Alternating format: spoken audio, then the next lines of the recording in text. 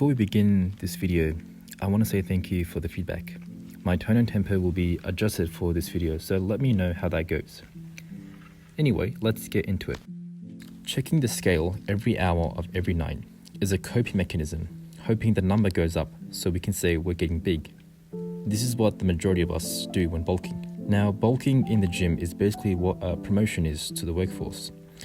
An opportunity to reap more benefits. If you are a gym goer, I'm sure you're aware of what bulking and cutting is. Bulking has been around for many years and practiced by many bodybuilders, famous ones being Ronnie Coleman, Arnold, and Jay Cutler. But is bulking really necessary as of right now, meaning in 2025? Is bulking vaulted? Well, according to the science-based community on TikTok, no. Bulking isn't actually necessary, and we can build muscle at a maintenance of calories. But that's for another discussion. There's been quite a lot of controversy and back and forth dialogue about the most optimal way to build muscle and progress in the gym. In this video, I'll be covering my experiences with bulking and my views on it. If you've been a skinny boy like me, I'm sure you've heard many times from friends and family to eat more and get bigger. You should eat more. It's not something that we're avoiding. Matter of fact, we want to get bigger, but it's hard.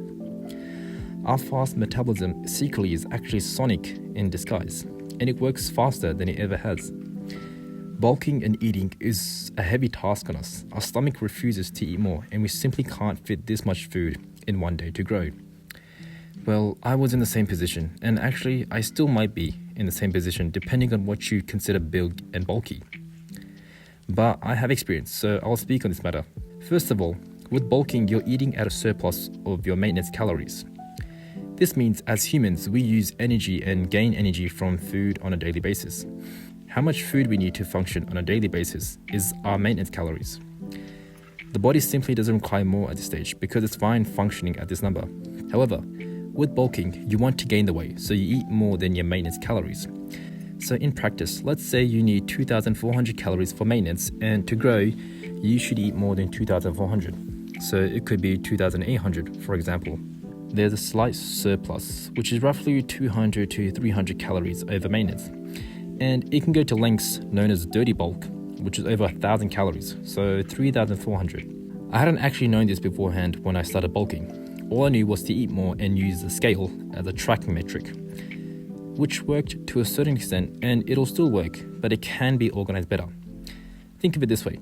It's like getting paid and blindly spending without checking your bank account. Yes, it works assuming you are spending within your limits, but you aren't aware of how much money you have left or where your spendings are allocated towards. Likewise, with checking your calories, you can see how much is left to meet the amount and your macros, so your carbohydrates, fats, and protein. Bulking is associated with bodybuilding and gym, so it's important to meet your protein intake as it'll assist the body to build a muscle. Now, roughly speaking, 0.8 to 1 gram of protein per pound of body weight is ideal, as that's what the current studies suggest. I'll go on to share my experiences now. In the first year of gym that I had, bulking was all over the place. I would consume maybe 2 to 3 bowls of cornflakes with milk every day. This did help to gain weight, but it also ruined my mood and appetite. It was fatiguing for my taste buds, having to endure bitterness, wheat, crunchy pieces day and night. So to combat this, I incorporated a smoothie. Having a shake or smoothie of any kind is very helpful.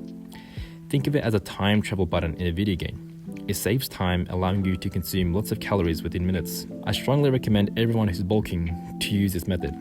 Shakes helped a lot throughout my years. And I will also say to have fast food or any takeaway food that you enjoy, because it'll boost your appetite and allow you to eat more. I will say with any of this, start to eat a little bit more each day until you can meet a surplus. It'll be hard because the body isn't used to consuming that much calories, but over time you'll get used to eating this much.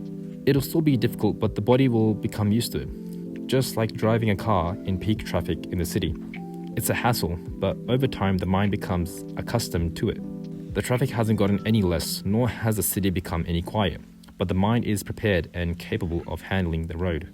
In the coming years, I consumed a lot of rice as it was calorie dense and very easy to get down to an extent.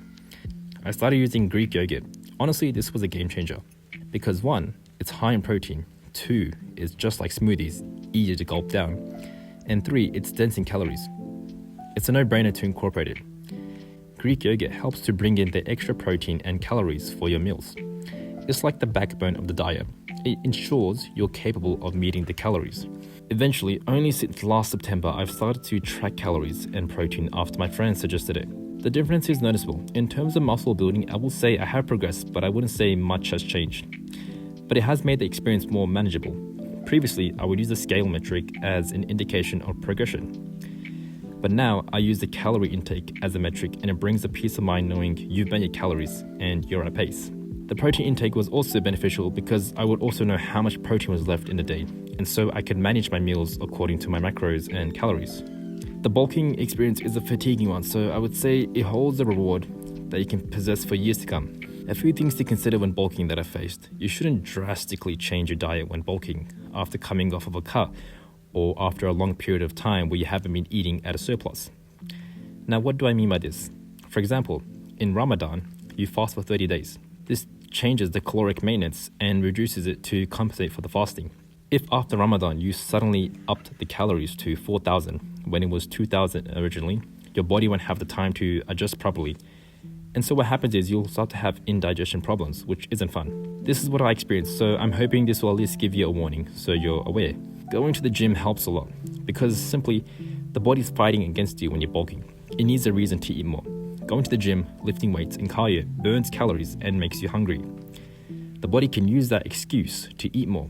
It gives you that extra room to eat, which helps at every stage on the bulk. Now, the term bulk and its necessity is a talked about term among gym enthusiasts, but from what I've experienced, the bulk helps to gain weight and make you bigger. Thank you for watching. If there's any area of topics you'd like me to discuss and give my opinion, please let me know. Otherwise, thank you. See you soon.